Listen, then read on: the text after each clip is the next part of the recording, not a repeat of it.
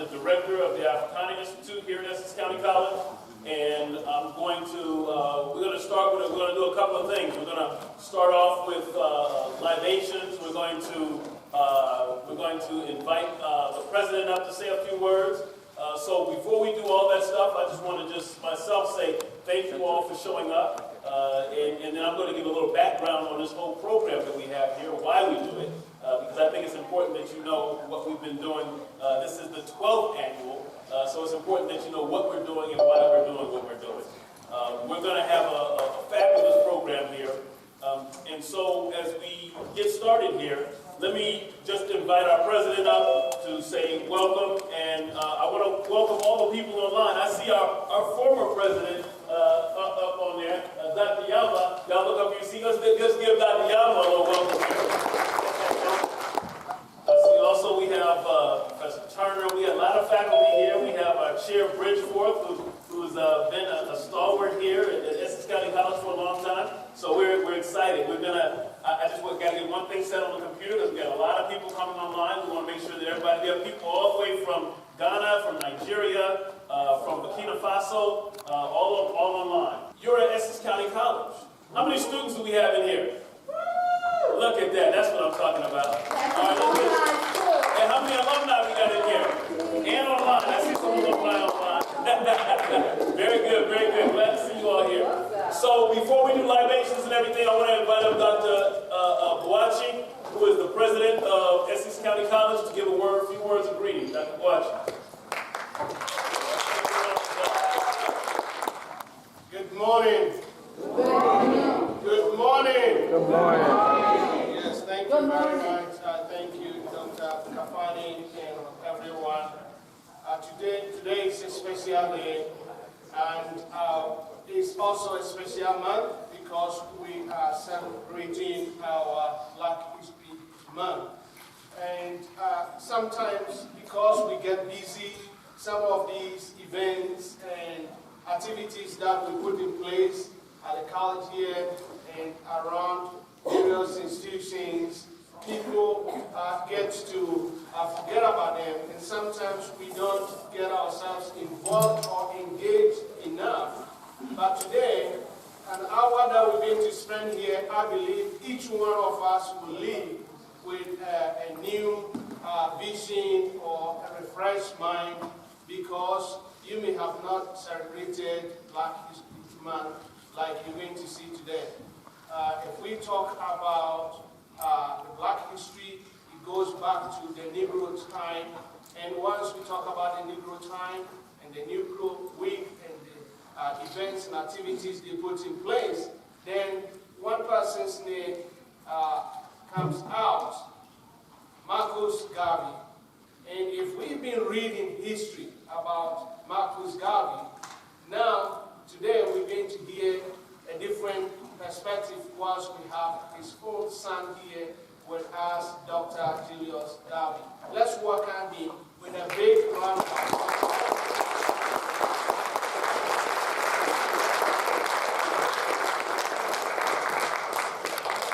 So I want each one of us to pay attention. He's going to sit here. We're going to go through the event as Dr. Kafani did, but on behalf of the college, our board of trustees, our staff, our students, and our alumni, and the college community, I want to welcome you all, and I also want to especially welcome Dr. Julius Garvey. Thank you very much. Thank you. We can't start any program without libation. That's right. Right? So we're going to start with libation. And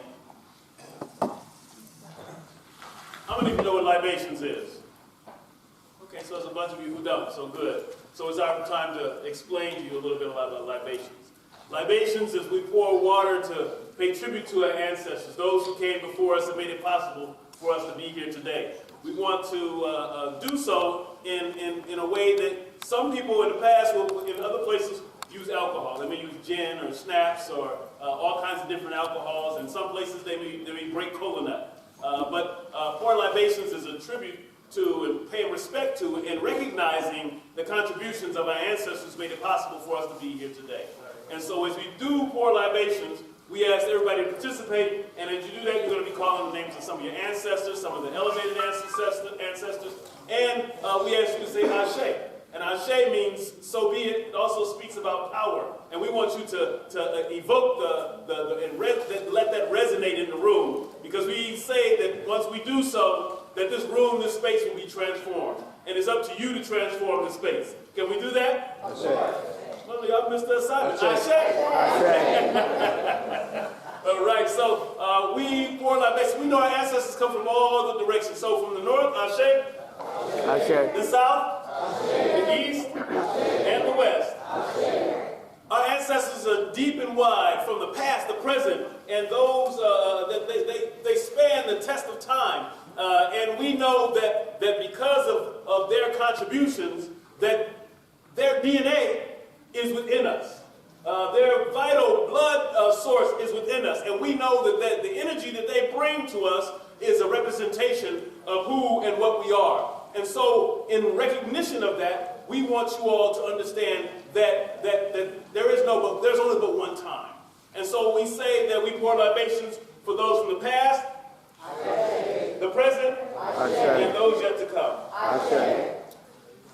As we do so, we want to call the names of those elevated ancestors, those who made the pathways for us to go to where we're going. We have to call two. We start off with two people, and who this event is named after: Marcus Garvey, Ashe, and Nkrumah, Ashe. Those two brothers, plus lots of other brothers and sisters, have made it possible for us to think about Pan-Africanism today, to fight for and push for the transformation of the way we think and see the world so that we do something different. So we lift up their names. We call the names of folks like Odudwa, Ashe. Call out the names of those ancestors now that you know, your elevated ancestors. Let me hear your names. Ashe, come on. Ashe, come on. Ashe. Ashe. Gamasantiwa. Ashe. Ashe. Ashe. Ashe. So all of those folks made it possible for us to do and think differently. And we're able to continue our legacy today because we are the hopes and the dreams of the ancestors. We create the pathway. We are the ones that they've been waiting for. So I ask you to step up to the plate and do the work of the ancestors. Ashe? Now we also have some other folks who made it possible for us to be here. Your mothers, your fathers, your grandmothers, grandfathers, your great-grandmothers and great-grandfathers, aunts and uncles, all of those folks, call out their names who are no longer with us today, but call out their names so that we lift their energy and spirit. Ashe, Toby Porche, Nancy Franks. Come on, call out their names. They're waiting for you to have their name called. Ashe.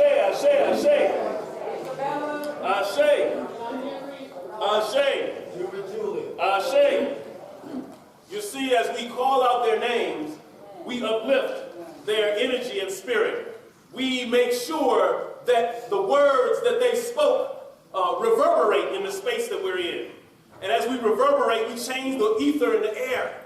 And that the ether in the air is the thing that touches the next person next to you. And we transform ourselves and the people around us. So let us continue to transform them and do what they did. Do the great things that they did. We know we have maybe some folks who didn't do some things great, but we want to emulate the things that the folks who did that were great. And the transgressions that folks may have had, we want to recognize those and use those as lessons to lift ourselves up. Ashe? And so for all those names we didn't say, we say Ashe? Ashe? Ashe? Oh. Thank you.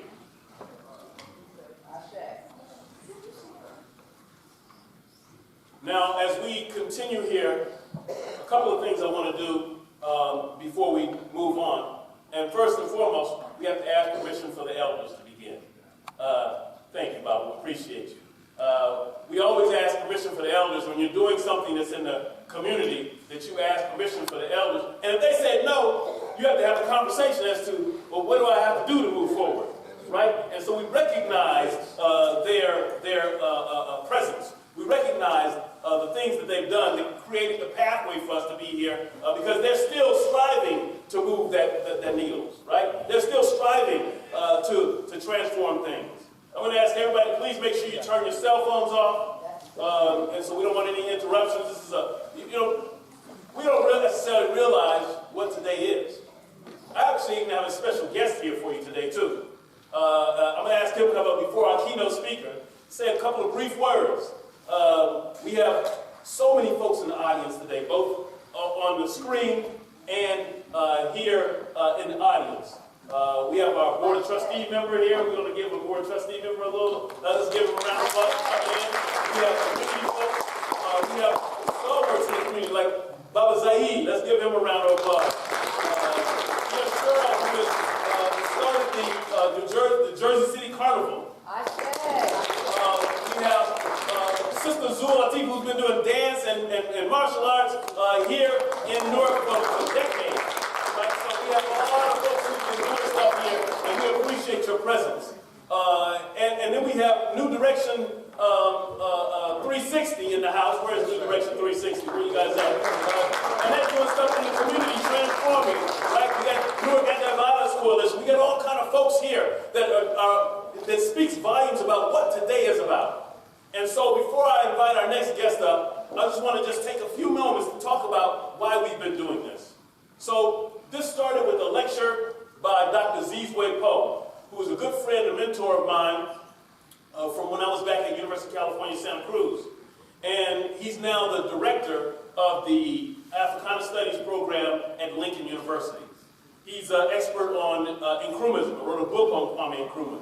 And when I thought about this originally, we didn't even have the name, the Garvey Nkrumah Lecture Series. He came to give a lecture on Nkrumah, and that sparked the idea. He said, well, wait a minute now, we've got to connect these things and think about what it is that this is all about. And so with his lecture, we then constructed a vision for how do we move forward. How do we begin to think about and talk about Pan-Africanism, right? We're going to talk about this, and I'm sure Dr. Garvey is going to talk about Pan-Africanism. But we wanted to think about that in 1900, Henry Sylvester Williams, a Trinidadian, started the Pan-African Congress, right? He was working on the Pan-African Congress, and they held it in London. And so we think about that idea. But even before that, there was Pan-Negro movement, right? And so we had all these folks talking about African people coming together and pushing the envelope and thinking about just something different and creating a space for that different thing to happen. And so how do we unify? How do we come together? Well, I always say that we need to build on our similarities and celebrate our differences. Build on our similarities and celebrate our differences. So you may be Ga and someone else may be Yoruba, but you both eat fufu. And so then you take your different fufu and you figure out how you're going to come together. Now you may dance different, you may have different drums, you may have different songs, but we use those threads that are common to bring us together. And that's where Pan-Africanism comes in. It's about unity amongst people of African descent to create a pathway for something different. And last month we had, the reason I brought the point about New Directions is because last month we had a Martin Luther King Jr. program, and they participated with a group from Burkina Faso. And there were some similar things there about how to bring about peace in our communities. And so when we think about that, it doesn't matter if you're on the continent or in the islands or you're here in the United States or in Canada, that the issues for people of African descent are similar. And we've got to find the thread. We've got to step outside our comfort zone to bring something together to make it happen. And so that's what this program is about. Thinking about these two great scholars, Marcus Garvey and Kwame Nkrumah, who was the first president of Ghana, when Ghana got independent in 1957. And Garvey, coming from Jamaica, somebody who brought the ideas of Africa first to the being of what Nkrumah became. Right? So Nkrumah got there because he was at Lincoln University. And he took what he got from there back home to Ghana. And so those are the ways, the pathways we need to think about. And I want you to think about what is your place in those pathways. It doesn't matter if you're African, European, or whatever. We all have to address oppression.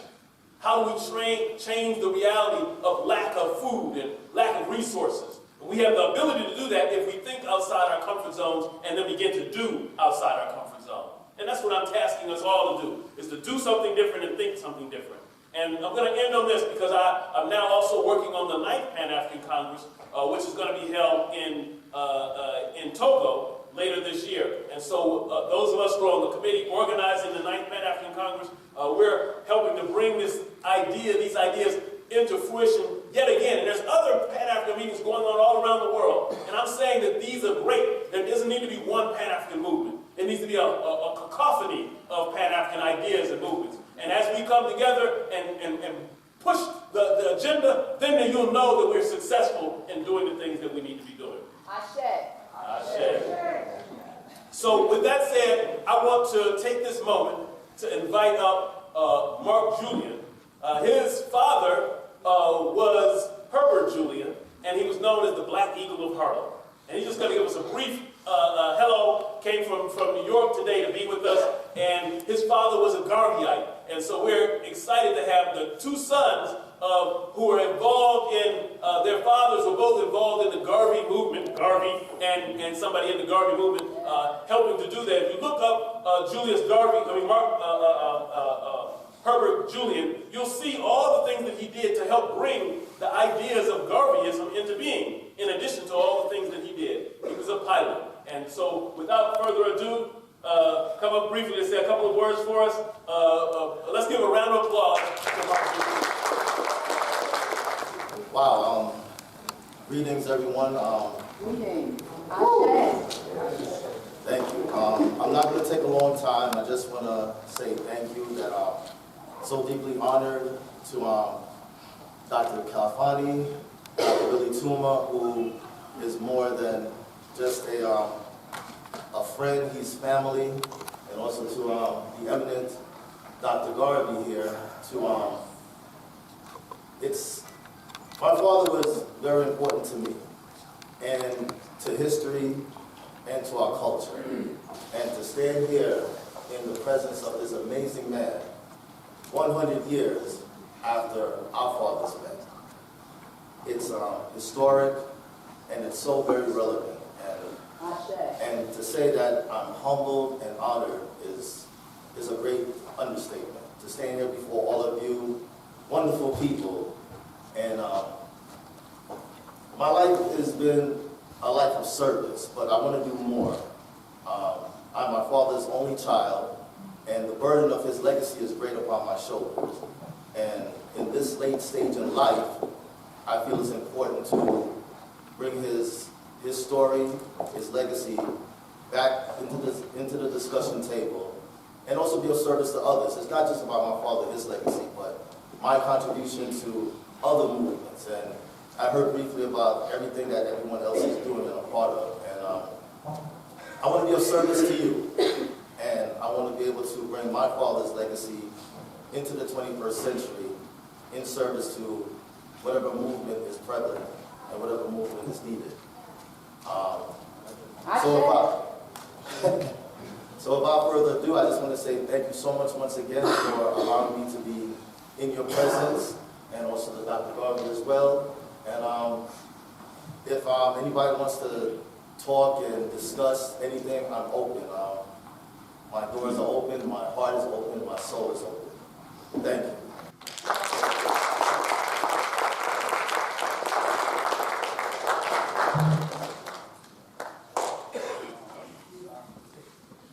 Now I have standing here is Dr. Billy Tuma, who did a documentary on Herbert Julian, and his Mark Julian's father is in the is the subject of the documentary. So let's give Dr. Billy Tuma a round of applause.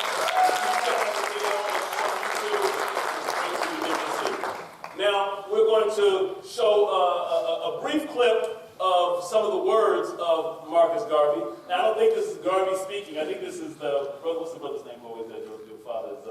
As a brother who always does Garvey's voiceover lectures. I'll remember it in a second. But we're going to play this clip. It says that it's Garvey, but I think it's actually more likely than not. For that the Universal Negro Movement Association is an organization that seeks to unite into one solid body the more understanding Negroes of the world, the cooperative million Negroes of the United States of America, with the 20 million Negroes of the West Indies, the 40 billion Negroes of South and Central America, with the 280 million Negroes of Africa, for the purpose of bettering our industrial, commercial, educational, social, and political conditions. As you are aware, the world in which we live today is divided into separate race groups and distinct nationalities. Each race and its nationality is endeavoring to work out its own destiny to the exclusion of other races and other nationalities. We hear the cry of England for the Englishman, of France for the Frenchman, of Germany for the German, of Ireland for the Irish, of Palestine for the Jews, of Japan for the Japanese, of China for the Chinese. We of the Universal Negro Movement Association are raising the cry of Africa for the Africans, those at home and those abroad. There are 400 million Africans in the world who have Negro blood coursing through their veins. And we believe that the time has come to unite these 400 million people for the one common purpose of bettering their conditions. The great problem of the Negro for the last 500 years has been that of impunity. No one or no organization ever succeeded in uniting the Negro race. But within the last 4 years, the Universal Negro Movement Association has worked wonders in bringing together in one zone 4 million organized Negroes who are scattered in all parts of the world, each in the 48 states of the American Union, all the West Indian Islands, and the countries of South and Central America and Africa. These 4 million people are working to convert the rest of the 400 million that are all over the world, and it is for this purpose that we are asked to do join our ranks and to do the best we can to help us to bring about an emancipated race. If anything praiseworthy is to be done, it must be done through unity, and it is for that reason that the Universal Negro Movement Association calls whatever Negro in the United States to rally to this standard. We want to unite the Negro race in this country. We want every Negro to work for one common object, that of building a nation of his own on the great continent of Africa. And all Negroes all over the world are working for the establishment of a government in Africa, means that it will be realized in another few years. We want the moral and financial support of every Negro to make this be a possibility. Already, this organization has established itself in Nigeria, West Africa, and to endeavor to do all possible to develop that Negro country to become a great industrial and commercial commonwealth. Pioneers have been sent by this organization to Nigeria, and we are now laying the foundations upon which the 400 million Negroes of the world will build. If you believe that the Negro has a soul, if you believe that the Negro is a man, if you believe that the Negro was endowed to invent this community but to overtake by the Creator, then you must acknowledge that one of the things I've done, Negroes can do. We want to build up cities, nations, governments, industries of our own in Africa, so that we'll be able to have a chance to rise from the lowest to the highest positions in the African Commonwealth. That's Marcus Garvey, folks. That wasn't Marcus Garvey. That wasn't his. The brother who does the reenactment. That was actually Marcus Garvey. His son just said. So let's give another round of applause.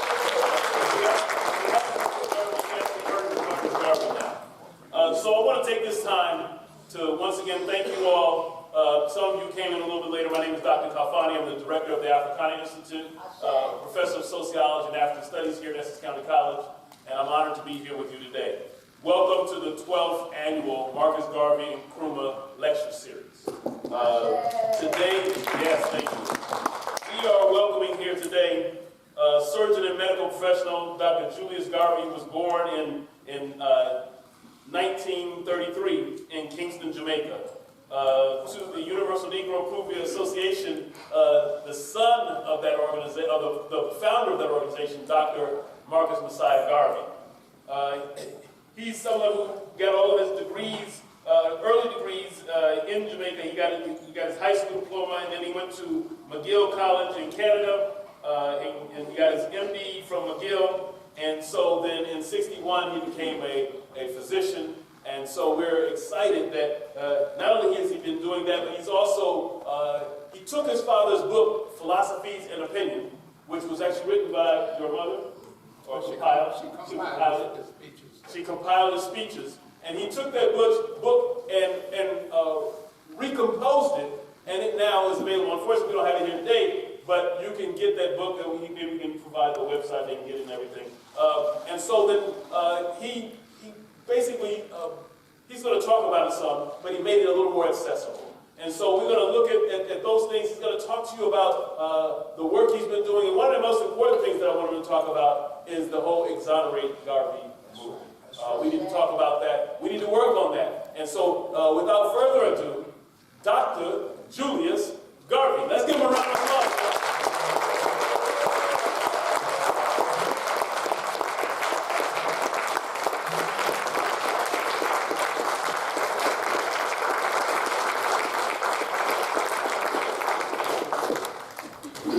Thank you so much for that introduction, and thank you so much for having me. I'm not sure you did me a great favor asking me to speak after my dad. But it's great to be here, and it's great to see so many young faces here. This is Black History Month, as you know, but I think I prefer to call it African History Month. Yes, sir. And I think all of us know that African history is something that we should practice, learn, and teach every day, not just 1 month out of the year. That's the only way we can really be true Africans. We have to live our history, because our history teaches us who we are. I chose a title. It's called A Better World, for what the remarks are today. And the current period in history sees a convergence of many problems. Climate change, global warming, the coronavirus pandemic, continued racial injustice and police violence against African Americans here in the United States, the intensification of the Cold War and United States-backed NATO violence against Libya, Syria, and Russia, the surrounding of the east coast of China with US-controlled military bases, and 29 or so African bases on the continent of Africa, the devastating response by Israel to Hamas, and it seeks to cleanse Palestine of Arabs and other ethnicities. All of this as Europe, America, and its allies try to maintain their hegemony over the current world order. The rise of Europe from the 15th century to the present time has been dependent on the theft of land, the genocide and enslavement of people, and the rape of both human and natural resources, predominantly in Africa, the Americas, the Caribbean, India, and parts of Asia. This provided the wealth that fed the Industrial Revolution, and scientific materialism provided the technological innovation and philosophical basis for the quasi-liberal, pseudo-democratic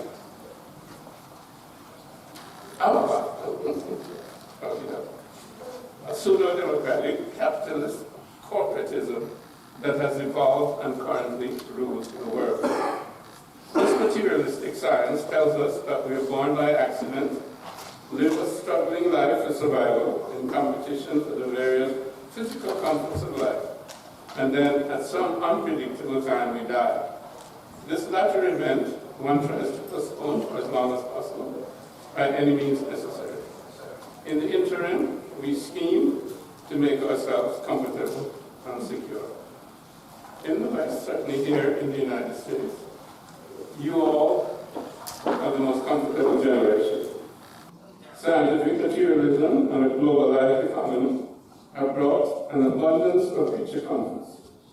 We live comfortable and well-pampered lives without a moral compass, and participate competitively in the war for material accumulation.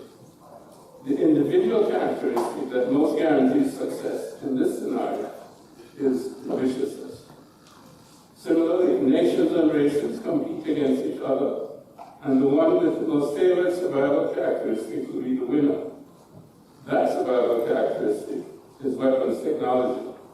Hence, Hiroshima, Nagasaki, Chernobyl, 9/11, the nuclear arms race, cyber warfare, and of course, bioweaponry. The socioeconomics of scientific materialism has produced over time feudalism, slavery, colonialism, industrialized states, corporate globalization, and 2 world wars, followed by wars in Korea, Vietnam, the Gulf, Iraq, Afghanistan, Libya, Syria, and now, of course, Ukraine, Gaza, and Yemen. The slave trade resulted in the death or removal of over 50 million Africans of the continent. Approximately 75 million people were killed in World War II. The Korean War, 4 million. Vietnamese War, 4 million. Iraq, 400,000. Afghanistan, 60,000. The United States, in the last 30 years, has been involved in sequential wars at an economic cost of over $14 trillion. This expenditure is just one aspect of the grasping for material resources at all costs by the current system of global institutions and finance capital that rule the world.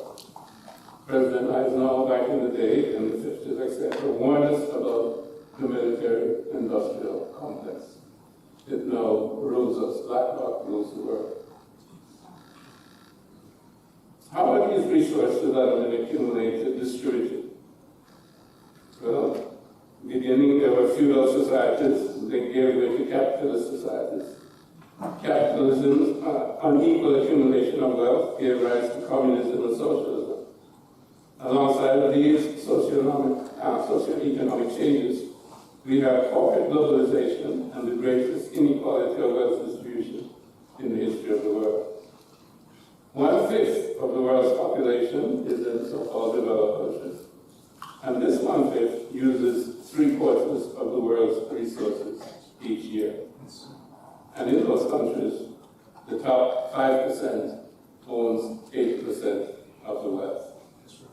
The psychology of scientific materialism produces individualism, isolation, loneliness, insecurity, and fear. Experienced in a hostile universe, along with anxiety, confusion, and despair, as we more and more profoundly misunderstand reality. But with characteristic hubris, the West describes its exceptionalism more and more stridently, and neurosis becomes psychosis. Drug use in the 21st century has spread to all classes and races, and to increasingly younger persons.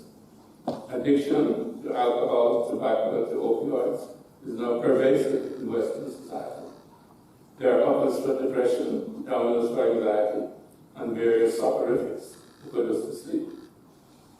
The medical system really is a disease treatment system. Big Pharma has a pill for every neurotic symptom.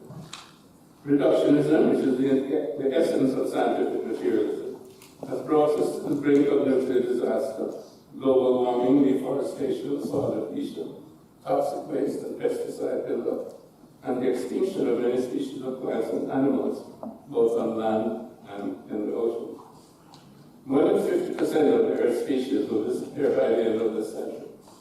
This loss of plant and animal life will reduce our resources for food, medicine, material, and biomass. This concomitantly reduces our capacity for clear air, clean water, and the ability to sustain soil fertility. This situation has been accelerated with the systematic application of science and technology to the ever-expanding production of goods and services. The expansion of markets and economic globalization has brought about record disparities between rich and poor. So we are running out of resources to feed the industrial economy. Oil, gas, fresh water, clean air, food, forest, biodiversity, genetic diversity, wildlife stock, oil reefs, garbage dumps and oceans to destroy trash, chemical pollution, acidification of the ocean, climate change, and of course the crisis in global warming.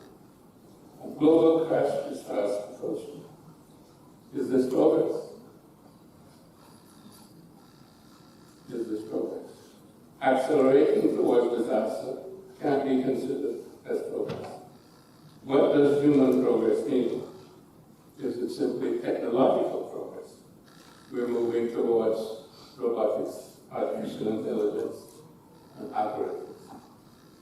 We are eroding Earth's capacity to support human life. This significant devastation of the planet and humanity has been done by corporate-led economic globalization. Clearly, we must provide an alternative to the systems that have created the devastation and the way of life that I've just described.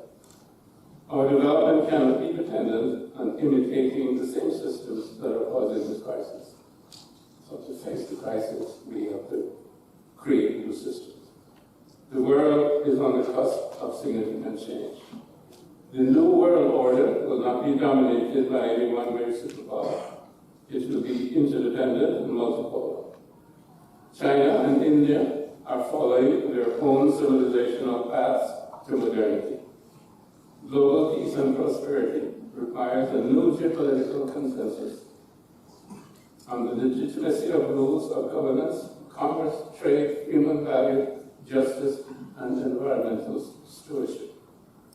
As you can see at the present time, in terms of the crises that were mentioned, especially in Gaza, the United Nations is really powerless because of the way the Security Council is set up, as is the International Court of Justice. The foundational principles that will underlie this transition to a new world order requires more than scientific materialism as its basis. The new paradigm must value all life, most especially human life, and the natural resources necessary for its propagation and prosperity. This is clearly an African paradigm. We, as African people, must look inward. To quote my father, a people without the knowledge of their past history, tradition, and culture is like a tree without roots. What is the basis of the African civilizational paradigm? I will quote Marcus Garvey from his book, Africa's Agenda, and I urge all of you to get this book and read it. It's very deliberate and very informative. The African concept of person is grounded in the concept of life, which is the basis for understanding all creation and is a central, all-embracing, and overarching notion in forming a manner of living in the world. This sense of being connected, bonded in one common life, informs human relationships and defines behavior patterns. The African concept of community also arises from this understanding of oneness, the natural life, or the feeling of being in the network of life. From this, it follows that the ethical imperative is not to treat the other, being bonded in one common life. Therefore, consciousness per se is not consciousness of self, but always consciousness of the flow of life in the community of the world. Like my father, Marcus Garvey, said, not more succinctly, he said, God and nature first made us what we are, and then out of our own creative genius, we make ourselves what we want to be. Follow always that great law, let God and the sky be your limit, and eternity our mission. This very succinctly defines the nexus of our existence as a community of divinity, nature, and people, interacting creatively in a space-time continuum. Recognition of the principle of unity that underlies this manifest trinity gives an understanding and awareness of one's holistic presence and participation in life as a continuous creative process. There's no separation into self and other. Individualism is a misunderstanding of the spiritual similarity of each of us.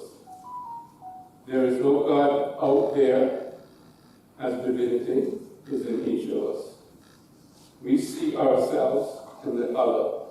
That is the basis of Ubuntu. Nature is not separate from us, and it sustains us, and we are its stewards. We are one with nature, as every element in nature is also present in us. Magnesium, calcium, iron, cobalt, nitrogen, carbon, nitrogen, etc. Physically, the human microcosm to the cosmic microcosm. Spiritually, we are a holographic droplet of consciousness to the cosmic ocean of creative consciousness and intelligence. Truly then, we are anthropocosmos, that is, man made in the image of God. The functional principle hidden in this unitary creative nexus as it unfolds is ma'at. And of course, this was practiced from our earliest civilizations along the Nile. And that's order, balance, harmony, justice, and in human affairs, loving kindness and compassion. With this understanding, we live lives in a society that nurtures and protects nature and humanity, and allows for the maximum development and manifestation of human potential. Human potential can only be developed meaningfully and maximally by the relationship existing with divinity and nature. Kwame Nkrumah, Julius Garvey, Julius Garvey, and others all tried to define an African way of life using the limitations of colonial language and expression. Similarly, African intellectuals and others, such as Campbell, Kagame, Mulatto, and Jan, have used European categories to understand and define African philosophy, sociology, and anthropology. The African world can only be defined by its own concepts. In traditional African understanding of the universe, knowledge is obtained from intuition and feeling, as well as from the five senses and rational logic. The universe is both spiritual and material, both the sacred and the secular, a balanced totality. The modalities of knowing are more extensive than scientific materialism and dialectic philosophy, which is the European perspective. When this is understood and experienced, it gives rise to wisdom and a civilized way of life in community. Our culture has been, over time, based on the experience and knowledge of both absolute and relative reality. This allows individuals to consciously live a balanced, full life within their environment. Now, this is what has been disrupted over time, but it is this cosmology, ontology, and epistemology that we must return to, that will unite us as a people, as we create the paradigm of African humanism. We can only carry this forward, this agenda forward, of improving the quality of life for Africans by industrialization, developing food self-sufficiency, access to electricity, and integrating the 54 countries into a federal United States of Africa, as called for by Marcus Garvey 100 years ago, and reiterated by Kwame Nkrumah 60 years ago. To accomplish this, we must seek partners with a common goal and a history of not having invaded us, killed us, raped us, dehumanized us, and exploited us. For example, the BRICS nations, the Southeast Asian nations, and the nations of Central and South America. This collaboration by Africa and Caribbean would be representative of 3/4 of the world's population and 3/4 of the world's resources, and would be a formidable, self-assertive, and unstoppable global force. Marcus Garvey, in 1914, created the Universal Negro Women Association, an African Communities League, and gave us an understanding of ourselves as a global people. Gave us an understanding of ourselves as the first human beings, Homo sapiens sapiens.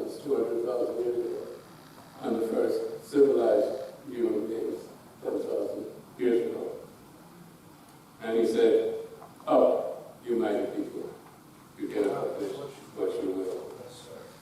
Clearly, we still have a great job to do.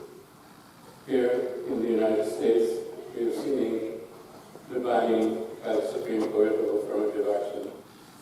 Of course, you see Donald Trump added 3 conservative justices to the Supreme Court and made that happen. People like Mike Pence, Ron DeSantis, Nikki Haley, and so on. They're on the ascendancy. Diversity, equity, and inclusion is being overturned and dismantled. And there was a recent McKinsey Institute report that said the average African American family has 1/7 of the wealth of that average white American family. And at the pace at which change is taking place, African Americans won't catch up for another 100 years. So as African Americans, my dad came 100 years ago, and some things have changed. But as I mentioned earlier on, there's still gangs of militarized police out there. You can be shot running while black, driving while black, standing around while black in the United States of America. So for us in the United States, as Africans, we have to have the understanding that we're Africans first and Americans second. We have to have the understanding that we're part of a global nation of 1.5 billion people. 1.5 billion is a lot of people. And we're part of a people whose motherland, Africa, is the richest continent in the world. So our vision has to be united with our African brothers and sisters, wherever they are on the continents, in the Caribbean, in Latin America, Central America, Canada, etc. That's the vision that we must have. That's the vision of unity that we must have. And we must embrace our African traditions, our African culture. Because it's those traditions and those understandings of who and what we are as human beings, who and what divinity is, who and what nature is, that it's all three are together. God and nature, first name is what we are. And then out of our own creative genius, we make ourselves what we want to be. We have to understand that. We have to repeat that to ourselves every day so that we can reclaim our African identity. It's only by reclaiming our African identity that we can transform ourselves. And in transforming ourselves, we can transform the condition of African peoples all over the world. And in doing that, we will transform the world. Thank you so much. Yes, sir.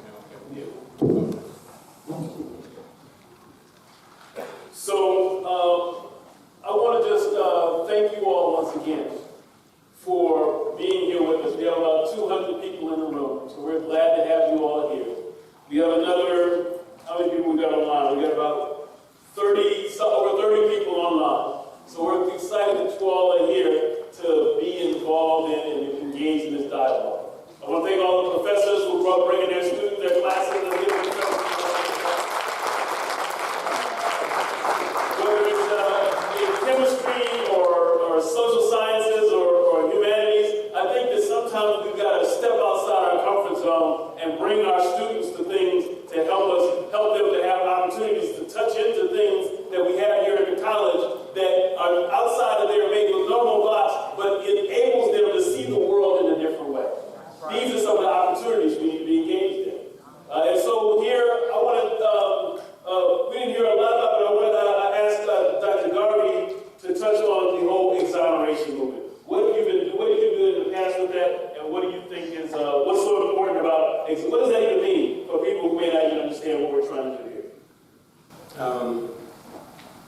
Well, yeah, my father and 3 other members of the UNIA were charged with using the mail to defraud back in 1933. And they charged, it was dropped against the other 3 members of the UNIA, but they were continued against things like that. And he was convicted and imprisoned and spent 2 years in jail because of these charges, which were false. They had no evidence. The only evidence was an empty envelope. The witness confessed to being perjured by the prosecuting attorney who told him what to say. Of course, what he had to say were lies, in that he never worked for the UNIA, and he had no knowledge of what was supposed to be in the empty envelope. So, but that was the way to get rid of try to get rid of Marcus Garvey. Of course, 3 years before that, somebody tried to assassinate him. He was shot at, 2 bullets grazed both his head and his leg. Interestingly, the person who did the shooting was captured by somebody in the office and turned over to the police. And then supposedly this person committed suicide in police custody, which is very interesting. And the word on the street is that he was going to tell who it was that had set him up to kill Marcus Garvey. So, J. Edgar Hoover, who was at the FBI, young J. Edgar Hoover, was the one that started the slow business, which ended up going on to be COINTELPRO. But he got his first cases out of Marcus Garvey.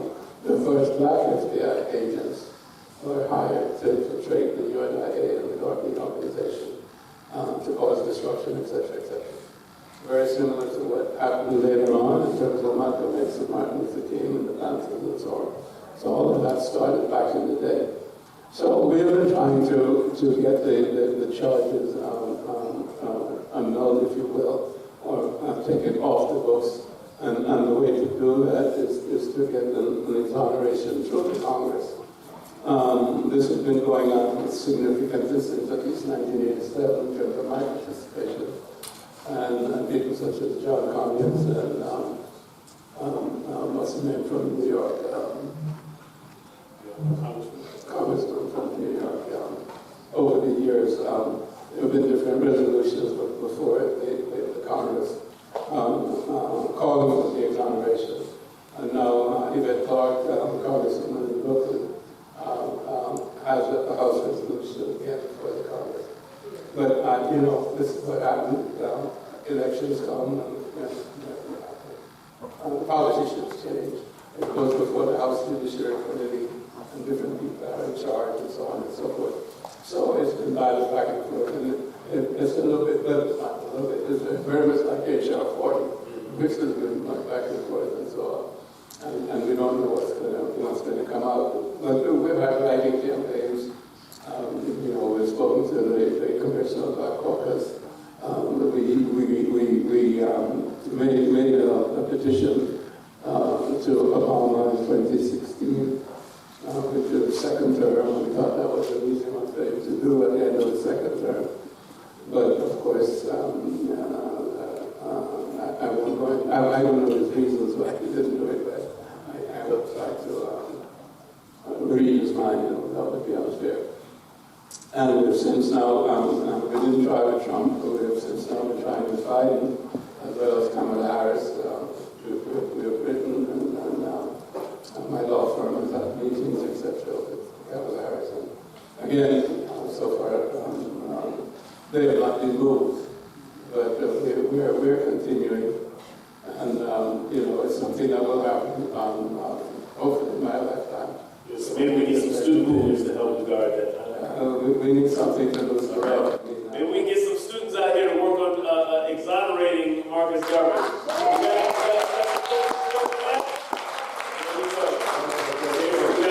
We got some meetings about that. I'm happy with the response that you've gotten because we're continuing and we're going to meet with our meetings with legal group in New York. And so we're continuing on that level. And we're also kind of pressing the case in New York because he was convicted in the Southern District of New York. So we're going to push back out it was there. Because I think we have enough political power to do that in New York. So we're going to continue. We have Baba Zaid, who has a question, and I would like to get a student to at least wait. We get one student. Baba Zaid, go ahead. You want a student go first? No, they're not ready. Go ahead. Mic check. Everyone here? Yes. Just several things very quickly. First, Dr. Garvey, it's an honor to be with you in person. We met some decades ago in New York City. Don't say how many. But a few months ago, I was glad to have you with us in a virtual forum that you did with us. You and our beloved People's Warrior, Laureate, Nkrumah Taifa, a few months ago. So glad to reconnect with you in real space in real time.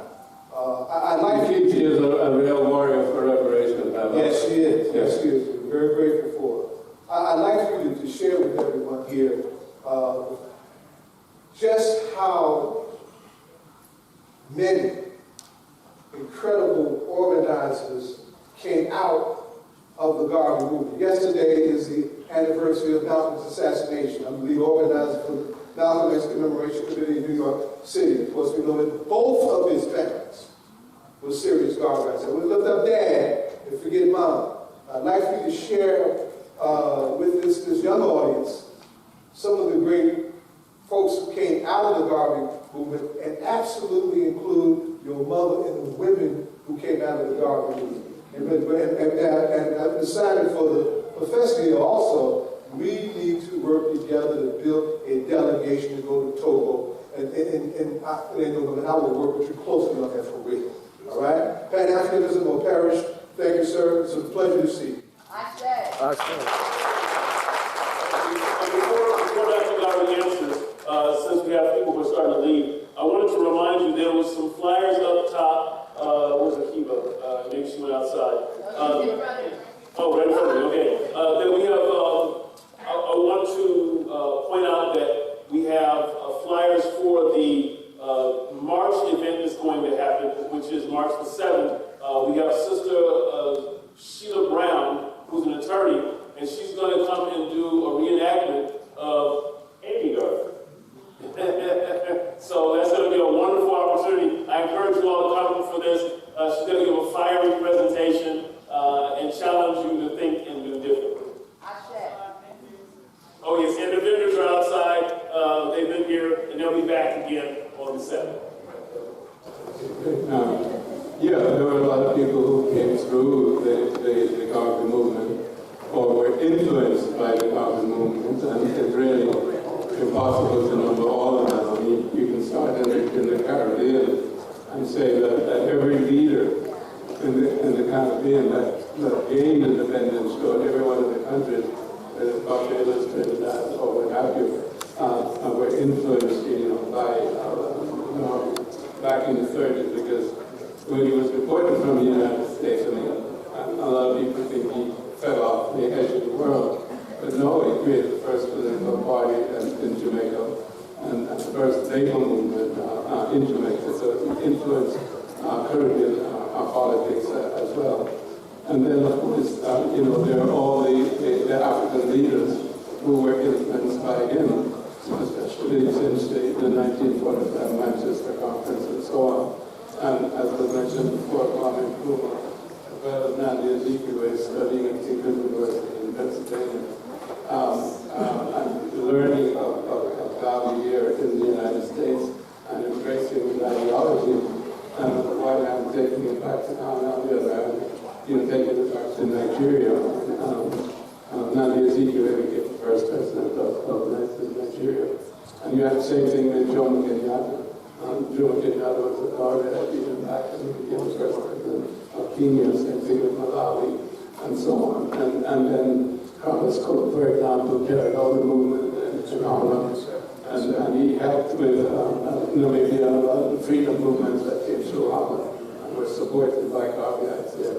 And then you have the different UNIA divisions that are current. There's still many divisions, here in the United States as well as in Canada and elsewhere. So it's phenomenal, and apart from leadership in that sense, I go so many places and I meet people who are influential or maybe not so influential, and invariably they come up to me and say, my father was about it, my uncle. I used to go to meetings with my grandfather or something like that.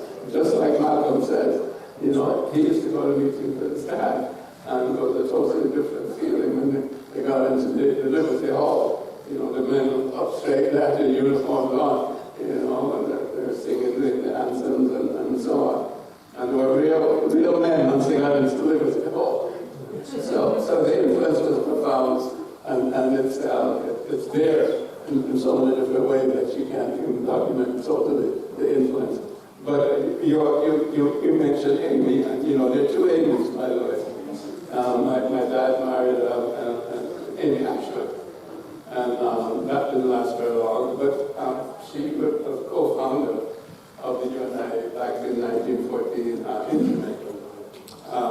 And the divorce and married my mother was Amy J-Star. They were both Jamaican. She had come up to New York and she became the secretary for the organization, etc. She was very bright and legal training and so on. And there was an equivalent, woman's president. So women had equal status within the organization. That was something unheard of, if you will, at that point in time.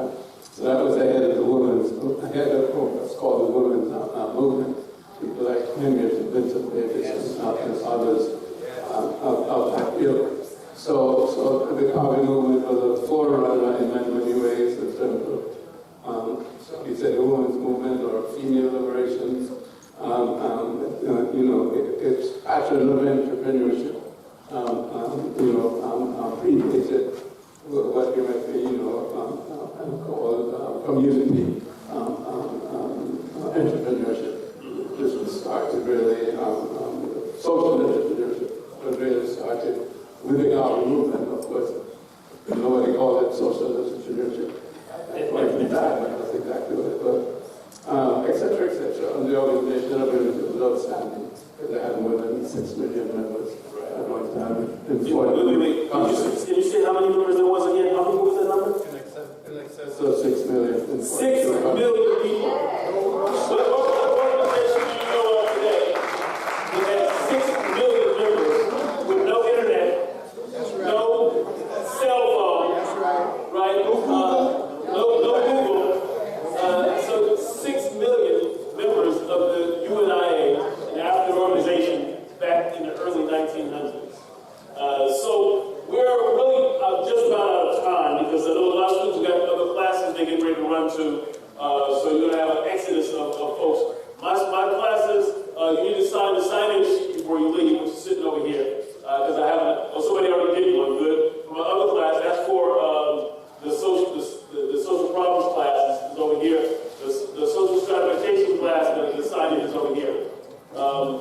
And this event is a powerful event. I know we have two people who want to maybe say something briefly, but we're going to try to. Are you there to say something? So briefly, we have enough time for maybe one person. Yeah, because you're one of the leaders of tomorrow, and we have many organizers here as well. Do you have any advice for us moving forward? Yeah, I think it has to be clarity of thought. I think that's one of the problems that we have, speaking specifically within the Black community. But I think it involves, any social justice movement. We have to be clear about what it is that we're trying to accomplish in detail. Because if we're not clear in detail, then it leaves an opening for those who want to prevent the movement to spread confusion. So it has to be clear, it has to be precise, and then it has to be disseminated properly. But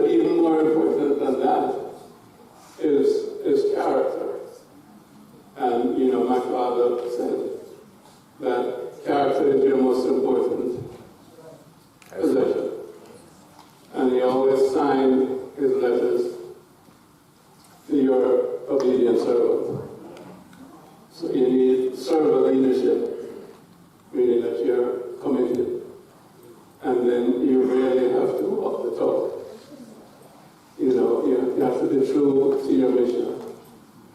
That's the only way you're going to succeed. And, you know, that's the only truth. You have to live your truth. And if you do, you know, over time, the change will happen. And more people will join. And even if it doesn't happen, let's say, in your lifetime, it will happen. Because truth will happen. The transformation will take place. So, you know, don't give up. I mean, you know, my dad was there 100 years ago. I'm here today. Somebody will be here 100 years from now, carrying the torch. It's like a relay race. But you have to run your leg of the preacher to the best of your ability. Thank you. This is in tremendous, our brother OG custom football. We promote Pan-Africanism. We promote the work of the Honorable Marcus Garvey. This is in tremendous recognition of the amount of work it takes to put this together. We're going to have you sign that for the African Institute and also for you. I don't take much of your time. Thank you.